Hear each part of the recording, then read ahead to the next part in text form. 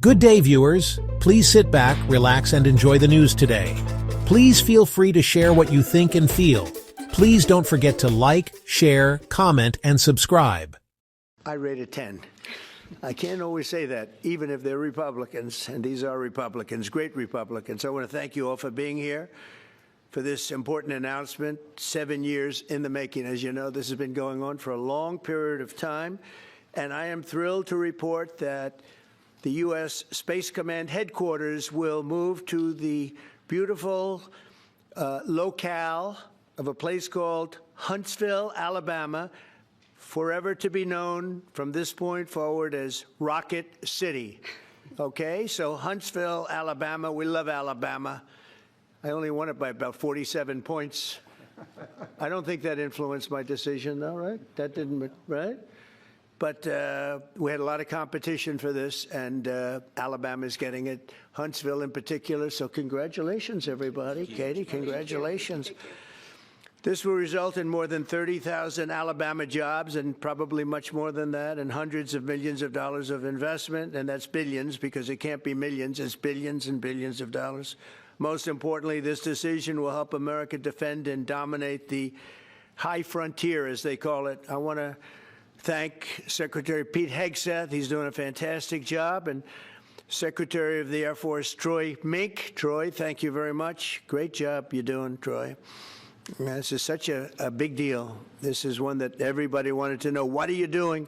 I also want to thank Senators Katie Britt, and I want to give my condolences. Your grandmother, her grandmother just passed away. She was 100, right? 100, and she loves you, Mr. President. Well, and she was very proud of you. Thank you very much. Very, very proud of you. So thank you, Katie. Wonderful woman.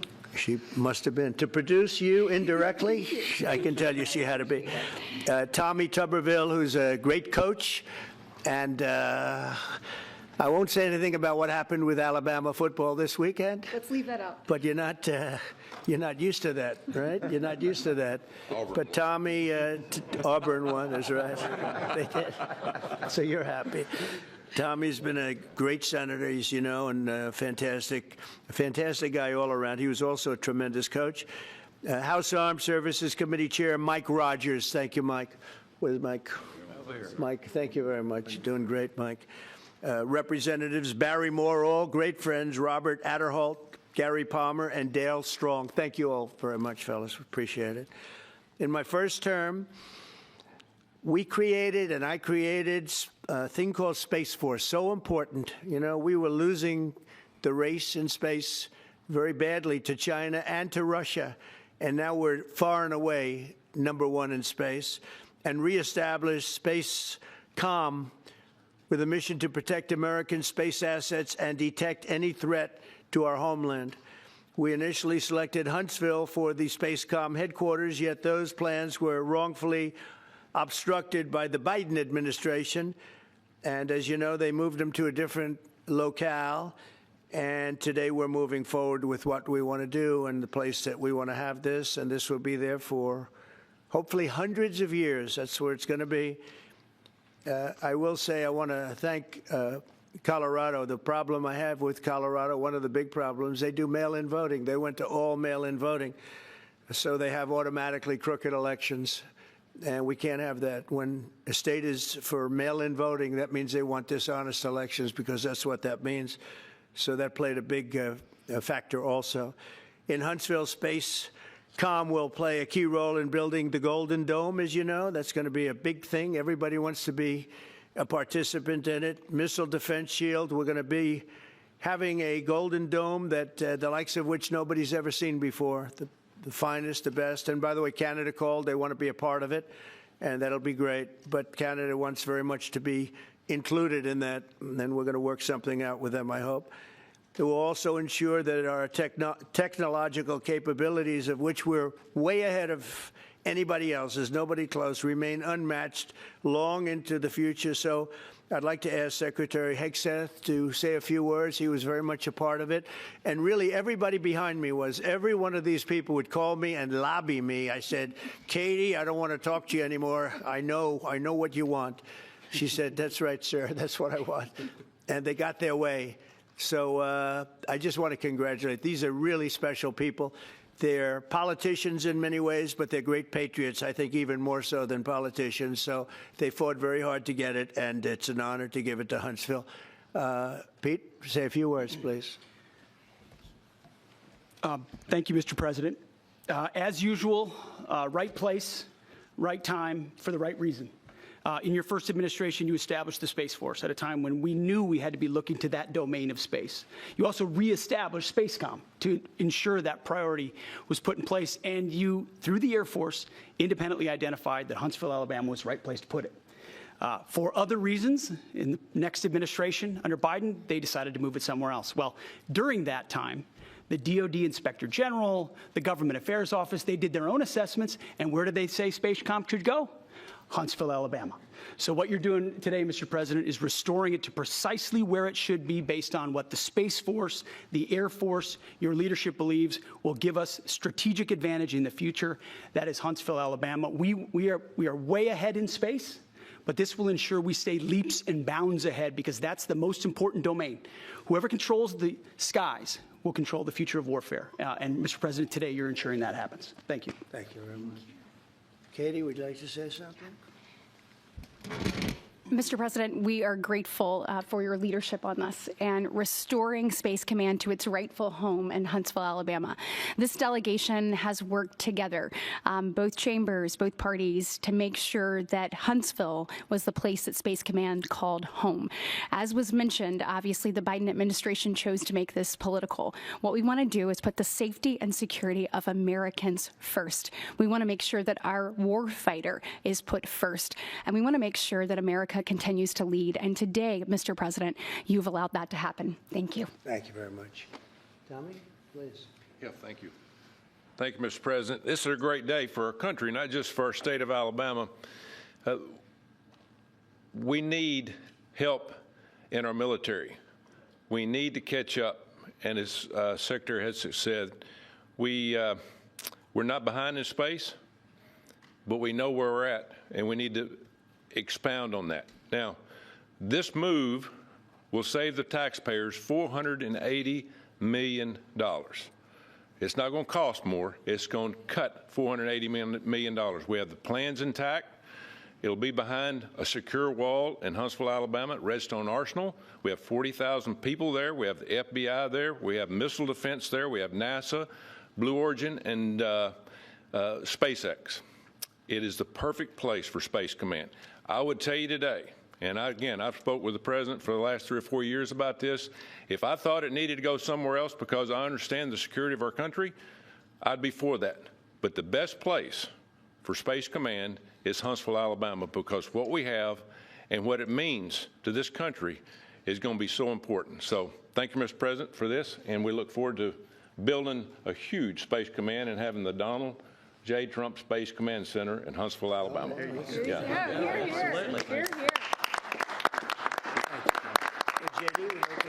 Sure. Well, Mr. President, thank you. I'll be very brief here. I lobbied the president hard to put it in Ohio, but he said these people behind us, these Alabamas, are just too powerful and too persuasive. And so it's in Alabama, but as Tommy said, this is exactly the right place for Space Force and Space Command. I think Americans ought to appreciate the fact that you can't win the battle of the future unless you control the skies. The cyber security, the communications, the entire infrastructure of the battle in the 21st century will be in space. So it was a visionary move in the first administration for the president to set up Space Force, and I think an equally visionary move to make sure that Space Force is right where it should be in Huntsville, Alabama. Thank you, sir. Thank you very much. Gentlemen, anybody want to say anything? Would you like to say? Mr. President, another promise made, another promise kept. You think about it, Redstone Arsenal is critical to national security. The president said when you were the 45th president, let's do what's right for national security. And today, that's exactly what we're doing. It's not because of this or that. It's because it's right for national security.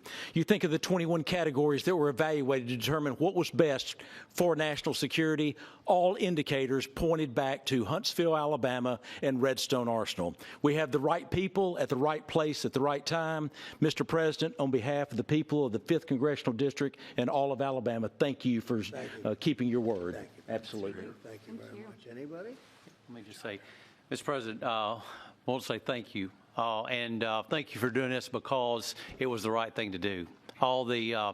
When they looked at all the numbers, Huntsville was the place to go, and like you say, it was unfortunately pulled out, but you made it right. So I want to just say thank you again for a grateful nation, and to the state of Alabama, we're very grateful. Thank you, and God bless. Thank you very much. Thank you. Thank you very much. Please.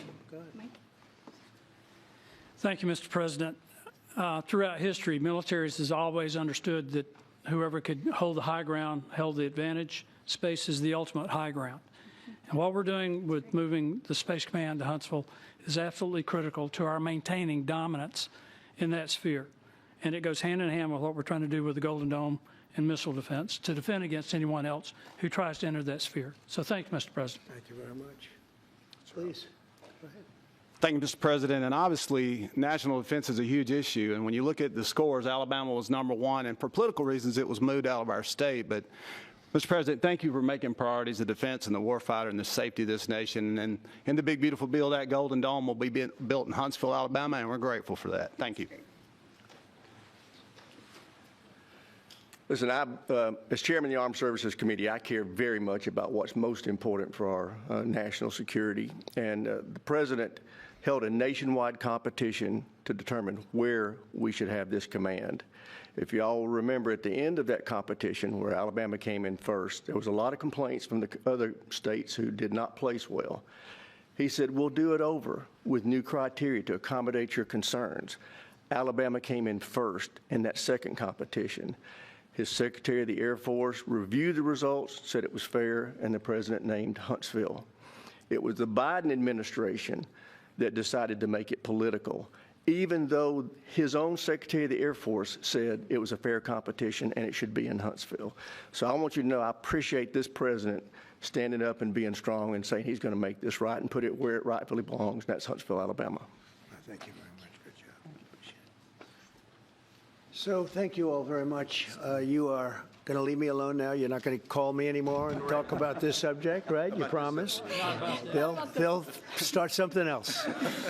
But I just want to congratulate you. It's a very big deal. When you come out and when you leave the room, you'll see that we just, over the last few minutes, literally shot out a boat, a drug-carrying boat, a lot of drugs in that boat. And you'll be seeing that, and you'll be reading about that. It just happened moments ago, and our great general, head of the Joint Chiefs of Staff, who's been so incredible, including what took place in Iran, knocking out potential nuclear power for a long time to come. I think within a month they would have had it if we didn't do what we did. But he gave us a little bit of a briefing, and you'll see. And there's more where that came from. We have a lot of drugs pouring into our country, coming in for a long time. And we just, these came out of Venezuela and coming out very heavily from Venezuela. A lot of things are coming out of Venezuela. So we took it out, and you'll get to see that after this meeting is over. Do you have any questions, please? Mr. President. Yeah, please. Thank you, Mr. President. Senator Tuberville talked about the cost savings associated with this announcement. Can you talk about the strategic benefits by having Space Force Command headquartered in Huntsville? Well, it just works because we have so much else there. And having a central, you could call it a central command, but it really is a command station. Also, even locationally, where it is, and when you think about flying distances, if you can save a half an hour as fast as some of these planes go and things go, and even the rockets go, if you can save by having the best location. So we went out, as you know, to experts, and we had 4 different groups of experts. They all said this was the best location. I also loved it from the standpoint, I know the people of Alabama, they are great people, work hard, and there's no games, and they're very proud of it. And I would say they fought harder for it than anybody else also. A lot of states, 5 states really wanted it, but they wanted it more. And I kid you not when I say that these people, they spoke to me a lot. That's all they wanted to talk about. They didn't want to talk about the weather. They only wanted to talk about moving to this location, moving to Alabama, Huntsville in particular. So we're honored to do it. They really wanted it badly, and they got it. Peter? President Trump, something completely different, but about a big viral social media trend over the weekend. How did you find out over the weekend that you were dead? You see that? No. People didn't see you for a couple days. 1.3 million user engagements as of Saturday morning about your demise.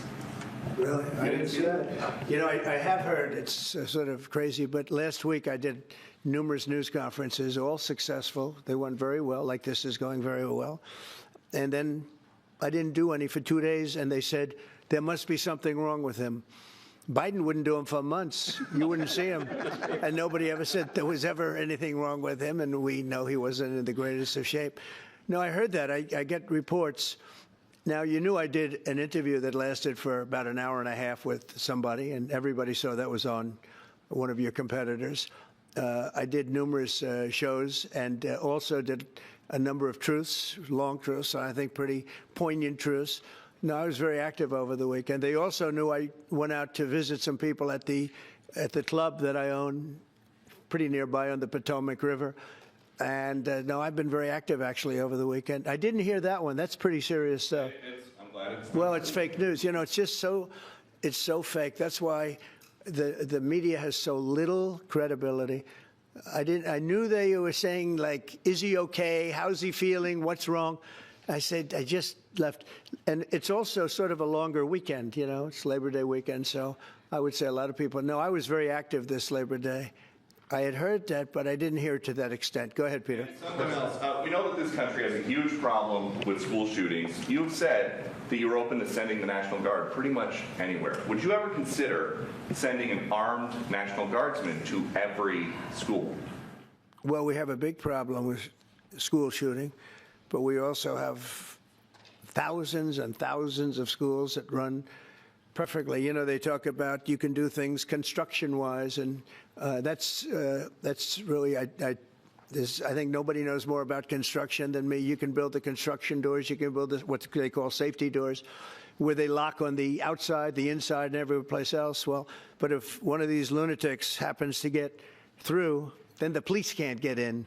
Then they're looking for keys all over the place, and it takes a lot of disadvantages to doing, spending billions and billions of dollars and actually making it safer in some way for some of these lunatics that we're dealing with. But I don't think so. I've thrown out the concept. We have great teachers that love our children. The parents love the children. Teachers love the children too. And if you took a small percentage of those teachers that were in the military, that were distinguished in the military, that were in the National Guard, et cetera, and you let them carry.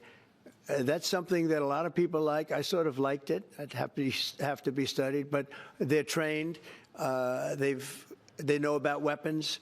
You can't do it with every teacher because most teachers don't know, and But I always thought that would be an alternative. But it just we've had a lot of instances. Other countries have also. They have different kinds of problems than we have, but we do have. There's something going on.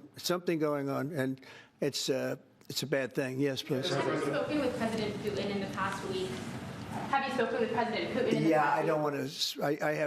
I have learned things that will be very interesting. I think in the next few days you'll find out. Will there be any consequences if there isn't some type of announcement of a meeting with President Putin and President Zelensky? Yeah, and what could those consequences be? We're going to see what happens. We're going to see what they do and what happens. I'm watching it very closely. Last week, they lost 7,000, between the two countries, 7,313 soldiers, to be somewhat exact, for no reason whatsoever. And they're Russian and they're Ukrainian, but, they're soldiers. I want to see it end. Yeah. Mr. President, have you decided you're definitely going to send National Guard troops to Chicago? I didn't say when, but the answer is, look, Chicago's very interesting because I watched Pritzker get up and say we don't need help, we're safe. But 2 weeks ago, they had 6 people murdered, and they had 24 people hit by bullets. Last week, as you know, it was 7 people, 24 people hit, and 7 people died. And then over the last 2 days, that was the crown jewel. They had, I guess, 9 or 10 killed, and 50 hit with bullets. And you have this governor get up, who's a terrible governor. Probably he and Gavin Newsom would be probably the 2 worst and most naive They're naive. Either they're naive or they're very untruthful. And he'll say, we don't want any protection. We don't need. So in the last 3 weeks, he's lost almost 20 people killed. There's no place in the world, including you can go to Afghanistan, you can go to places that you would think of. They don't even come close to this. Chicago is a hellhole right now. Baltimore is a hellhole right now. Parts of Los Angeles are terrible. If we didn't put out the fires, and I mean the other fires, the bullet fires, they didn't do a good job with, they should have had the water coming down, like I said. You know, we had to release the water. We had to go in and release the water to L.A. It's so badly run. But if I didn't send the National Guard into Los Angeles, I would be making an announcement today. I'd be talking about Huntsville, and I'd simultaneously be saying, by the way, the Olympics is not coming to Los Angeles. If we didn't do that, and even the sheriff, the top law enforcement person in Los Angeles said, we could not have handled it without them.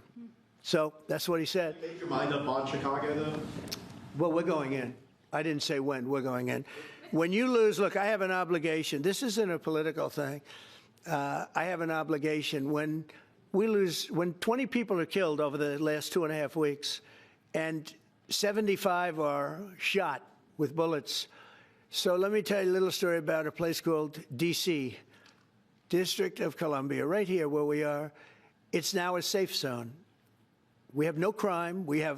It's in such great shape. You can go and actually walk with your children, your wife, your husband. You can walk right down the middle of the street. You're not going to be shot, Peter. You're safe.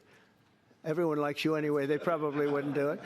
But it's so dangerous. And there are people in this audience that you've suffered greatly. There are people in this audience that have been mugged and hurt badly, and they don't want to talk about it. Maybe you were very brave in talking about it. You made quite an impression on a lot of people. I appreciate it. But there were other people in this room that have been hurt very badly just walking down the street in D.C. Washington, D.C. is a safe zone right now. It's a safe city. The restaurants are open. They're booming. You can't get a restaurant. New restaurants are announcing that they're going to be open. This took place in 12 days. Now it's 15 days, but 3 days ago it became what's known as a safe zone. It's a safe city. And this city was really bad, really, really bad. We took 1,600 people out, hardcore criminals that will not be coming back anytime soon. And we're very proud of it. You know, to have our nation's capital lose every week, you know, it was like years, many years where every single week somebody was killed for many, many, many consecutive weeks. This went on for years. And then we had, last week it was announced that nobody was killed last week. And I made that announcement in front of a very distinguished leader of a country. And I'm saying proudly, ladies and gentlemen, nobody was killed in Washington, D.C. this week. He looked at me like, what's that all about? I say, yeah, we have a little bit of a crime problem, and we don't have a crime problem in Washington anymore. And the mayor has been very helpful, and the police commission has been very helpful, and it's been a great team. And I would love to have Governor Pritzker call me. I'd gain respect for him and say, we do have a problem, and we'd love you to send in the troops, because you know what? The people, they have to be protected. I saw today on one of your networks, not a friendly network, except really the opposite, I would say, very unfriendly network. And they interviewed about 12 people on this morning. Most of them were African American, they were black. And they were saying, please, please, please let the president send in. These were people from Chicago. Please, we need help. We need help. We can't walk outside. We're petrified. If the governor of Illinois would call me up, I would love to do it. Now, we're going to do it anyway. We have the right to do it because I have an obligation to protect.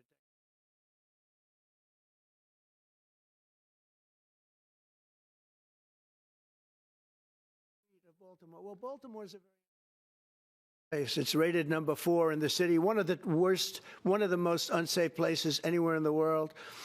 But, you know, we took care. This was a beautiful thing that happened in Washington because we showed that it could be done. And this wasn't just sending big, strong guys, and they are big and they are strong. You know, we had a great decision from the Supreme Court that had to do with sort of talent.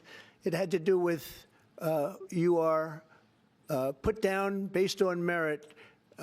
You can hire based on merit.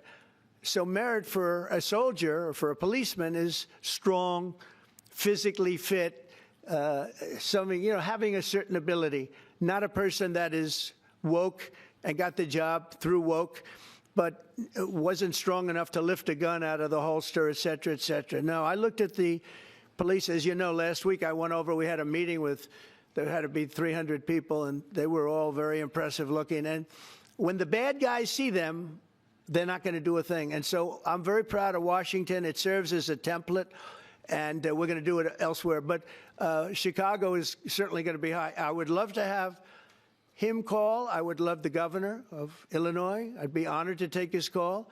All he has to do is say, sir, we need help. It's out of control. And everyone knows it is. He's not kidding anyone.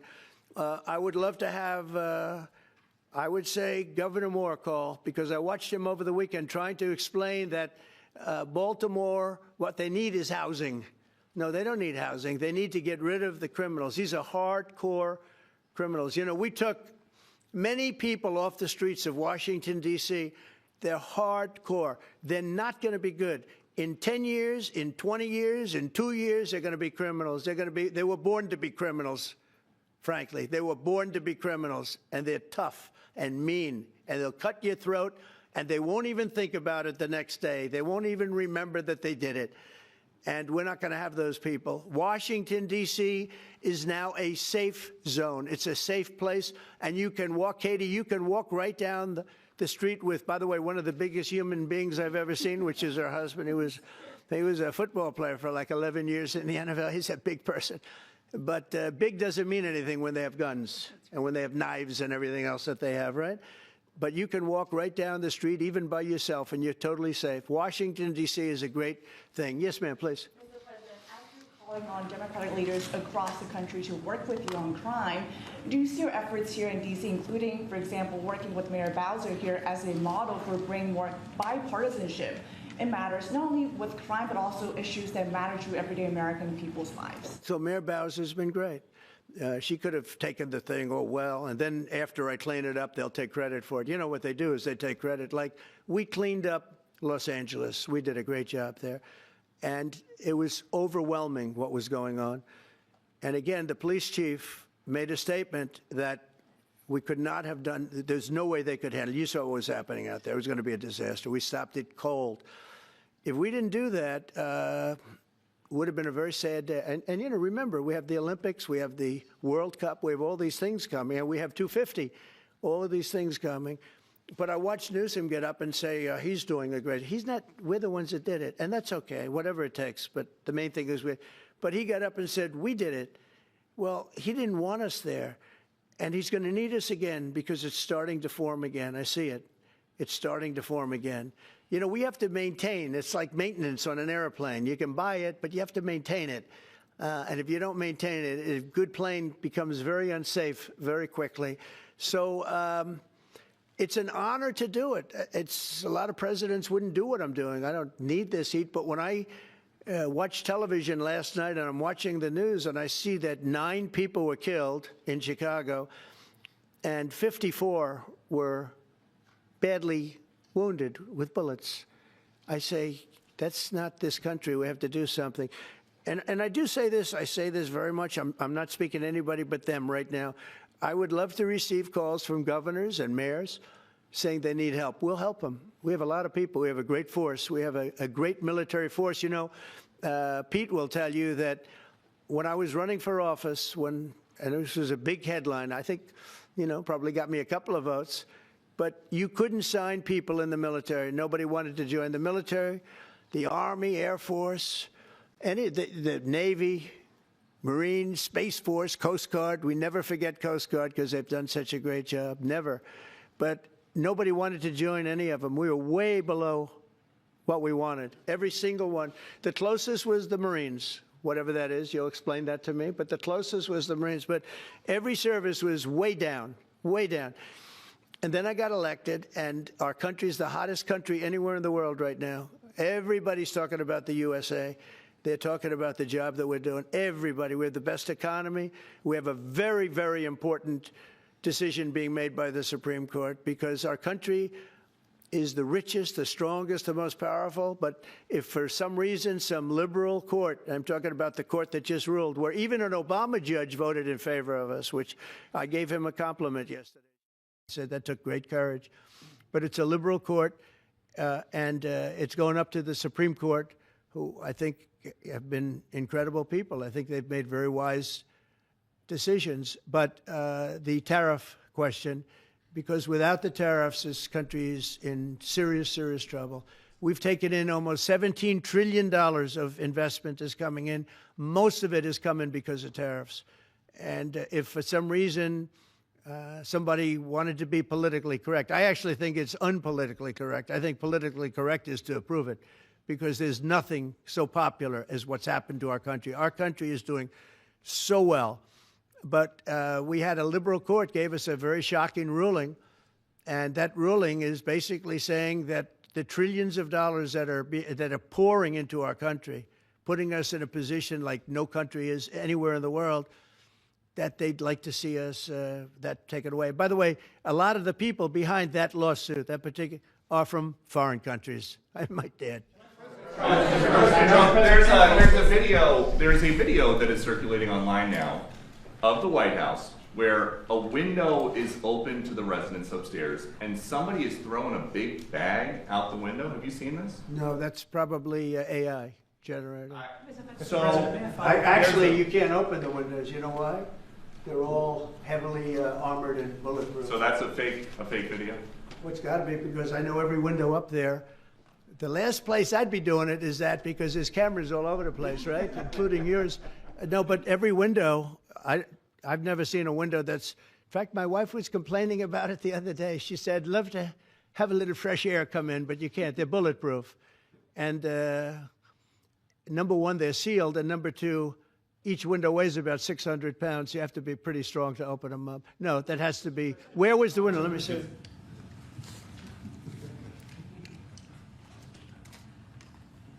Maybe from the renovations. Which is the window? It looks like this is on the 15th Street side, I think. So right here. Yeah, those windows are sealed. Those windows are they're all sealed. You can't open them.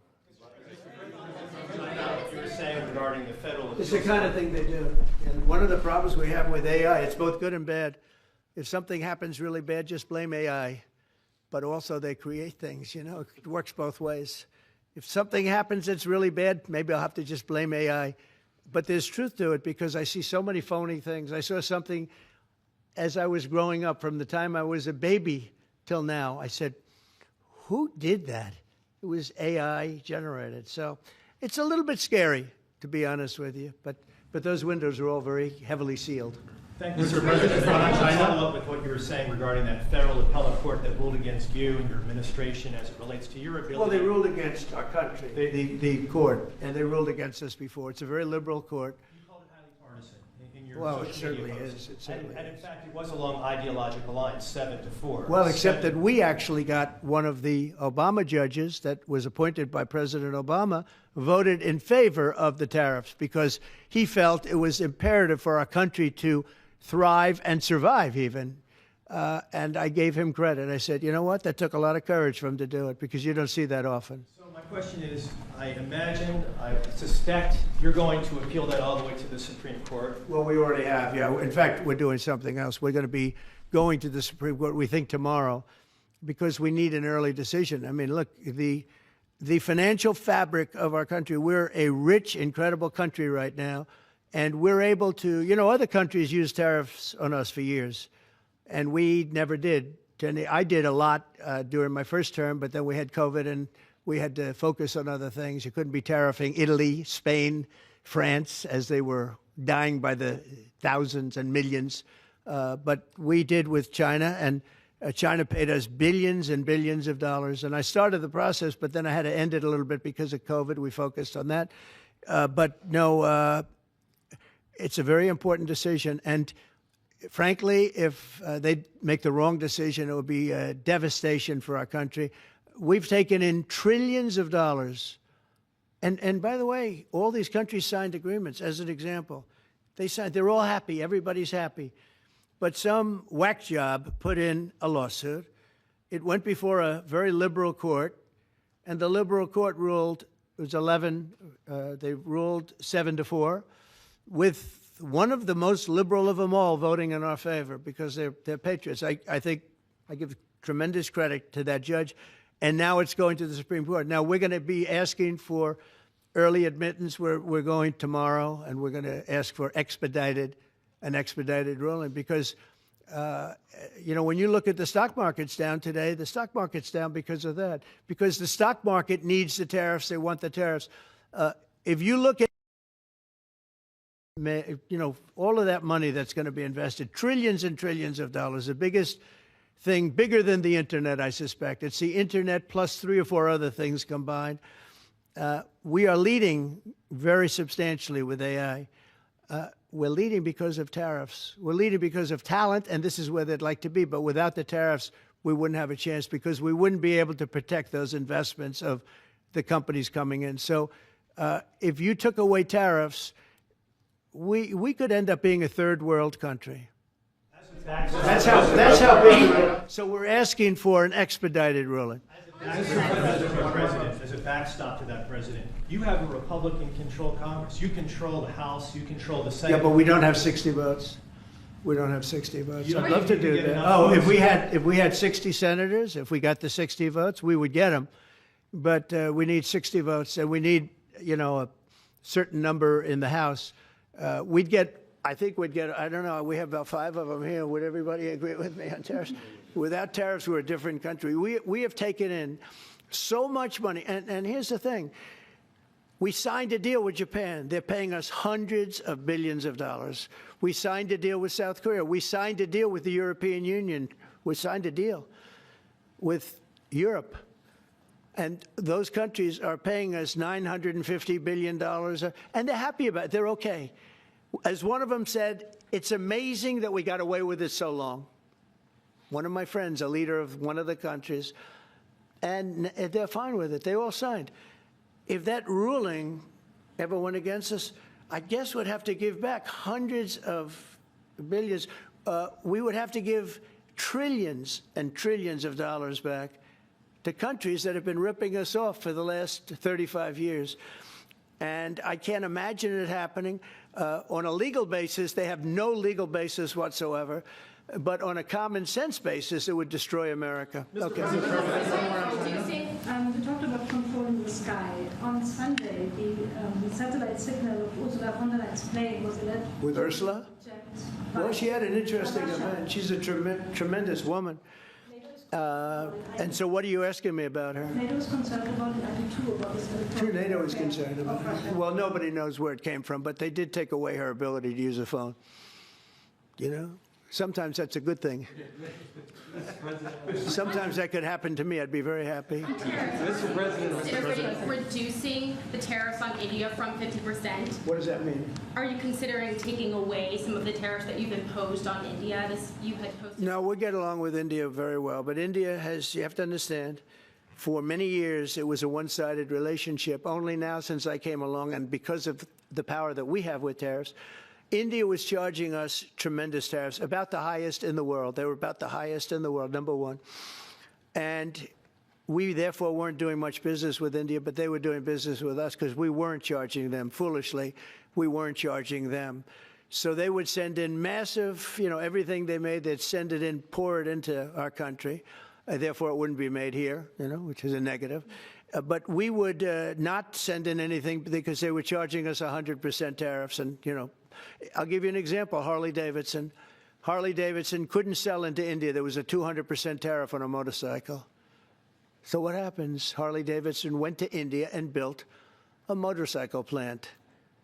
And now they don't have to pay tariffs. Same thing as us. So what we're doing is Literally thousands of companies are coming into the U.S., car companies, AI, but, more traditionally, car companies. We have so many car company factories under construction or being designed right now. And they're coming from China, they're coming from Mexico, I must tell you, and they're coming from Canada, a lot of them coming from Canada. But they're coming into our country because they want to build here. And they want to build here for two reasons. Number one, they'd like to be here. And number two, the tariffs are protecting them. And number three, they want to avoid paying tariffs. When they build their cars here, they don't have any tariffs to pay. When you build here, you don't have any tariffs. Mr. President, Go ahead, in light of the Minnesota shooting last week, the Department of Homeland Security is now awarding more than $100 million to hundreds of faith organizations across the country to help them ramp up security. What's your vision for further protecting religious liberty across the country amid incidents of threats and violence? Religious liberty is so important, and we're talking about every religion now, and we're doing things on that nobody else has ever done, and we're going to be having a big announcement in about 2 weeks on that question. Yeah, please. On Space Command, sir, are you concerned that people may not be willing to relocate from Colorado to Alabama? No, I'm not worried. It will get somebody else. The problem with Colorado is they have a very corrupt voting system. Look, I have so many friends in Colorado. Anytime you have mail-in voting, you have corrupt elections. Very simple. It's very simple. Even Jimmy Carter said it with his commission. They set up a commission with him and Scoop Jackson and some people, highly regarded people. And they said the finding was, if you have mail-in voting, you will have corrupt elections. Well, your radical left governor decided that he was going to have all mail-in voting in Colorado. Once you have all mail-in voting, and for whatever reason, the Democrats cheat. And they cheat like, they're not stupid. That's the only thing. They're no good on policy. They're no good on management. They're no good at government. But they're great at cheating. And they stick together, too. I give them credit for sticking together. Mr. President, please. Obviously, this is a big win for national security, moving this to Alabama. We've all can agree with that. Big. Is there any idea of the economic impact this has on the state and on that local area? Katie, do you want to answer that? Look, go ahead. Please go. This is going to be tremendous. The state of Alabama, what we've seen through this process is the worst of Washington. We've seen politics get in the way of what is best for the warfighter, what's best for national security.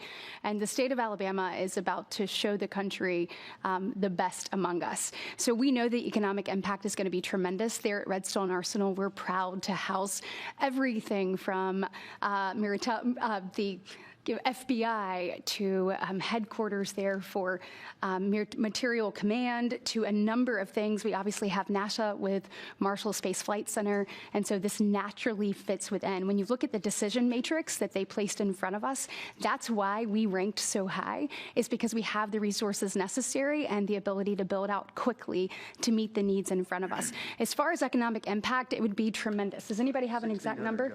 1,600 jobs. 3,000 spin-off. With 3,000 spin-off. Look at this. This is teamwork right here. So we are really proud, and the people of Alabama are ready to get to work. And I've got a housing question, if you could, just for a second, Mr. Yeah, President. please. Owning a home and going about the American dream seems like it's out of touch for a lot of Americans. Just recently, you pushed out a statement about addressing an emergency housing situation. That's right. We're thinking about doing that. Yeah, can you just... Well, we need a little help from the Fed. We have a man named Jerome Too Late Powell. You probably heard of him. He's too late. He's way too late. And the economy is so strong that it's pushing through that. Normally, it would have been much tougher, but we're doing so well that we're pushing through it. But it makes it very hard for people to get mortgages because too late is too late. Very simple. He's too late. And probably political, whatever. He wasn't too late before the election. Before the election, he was cutting rates, right? Because he was hoping that, I guess, Biden would get in or that Kamala would. He was a big Biden guy. Explain that one. And then he was a Kamala person. But he was hoping, I guess, she'd win, I guess. I don't know. It didn't work out too well. But, yeah, we need a very serious cut. You know, I think that if you look back many decades ago, the United States was always the lowest, even if they were doing badly. The United States was, because without the United States, everything in the world would die. It's true. It's so powerful. It's so big. And I made it really big in the first 4 years. Then it started to degenerate with what this Biden administration did. But we've built it up to a level that I never thought we could be at this quickly. We're the hottest, we're the best financially. The money coming in is so big because of tariffs and other things, but because of tariffs. Tariff gets us even those other things. Plus, it gets us great negotiators. I settled 7 wars, and numerous of those wars were because of trade. And numerous of the trade deals that I made were because of tariffs. It gives you a great negotiating ability. If that ability were taken away from us by a liberal court acting on essentially foreign nations, asking to get help from the United States government, when they've been doing this to us for 40 years, that's why we have $38 trillion in debt. We won't have it for long if they let us, if they allow us to do what everybody knows we should be able to do. Yeah, please. Mr. President, another Biden-era action that you're now reversing is that you signed a deal last week to make federal buildings adopt and embrace classical architecture styles again. Can you talk to us about why you do that, and also what's your vision? Well, we want to see beautiful buildings. Now, you know, it's in the eye of the beholder. I've seen architectural reviews over the years. I'm an expert at it. I've gotten a lot of great reviews. But I've seen buildings that I didn't think were very good get great reviews, and I've seen great buildings get bad reviews.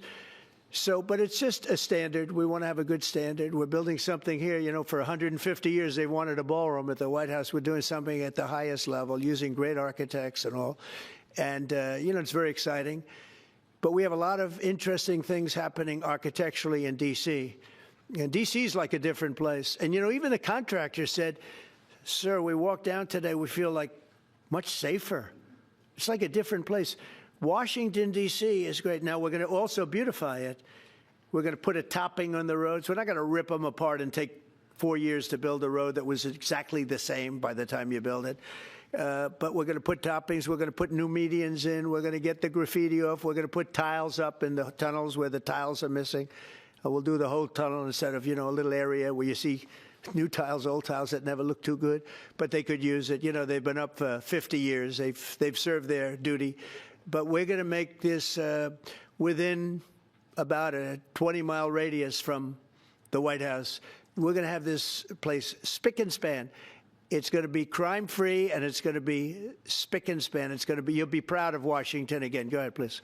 Sir, China's having a massive military parade that President Putin and Kim Jong-un will be attending. Do you interpret that as a challenge to this? And are you concerned at all about those countries trying to be some sort of counterweight? Not at all. China needs us, and I have a very good relationship with President Xi, as you know, but China needs us much more than we need them. No, I don't see that at all, no. And I had actually a very good meeting with President Putin a couple of weeks ago. We'll see if anything comes out of it. If it doesn't, we'll take a different stance. One march today in California ruled that your deployment of National Guard troops to Los Angeles was illegal. Do you have any response? Well, it was a radical left judge. But very importantly, what did you not tell me in that question or statement that you made? Pretty much of a statement, I think. Well, I was asking for your response. No, you didn't say what the judge said, though. The judge said, but you can leave the 300 people that you already have in place. They can continue to be in place. That's all we need. But why didn't you put that as part of your statement? Because the same judge ruled exactly as you said, except the judge said that you can leave the 300 people that you already have in place. They can stay, they can remain, they can do what they have to do. Thank you very much, everybody. We appreciate it. Thank you. Thank you. Thank you very much.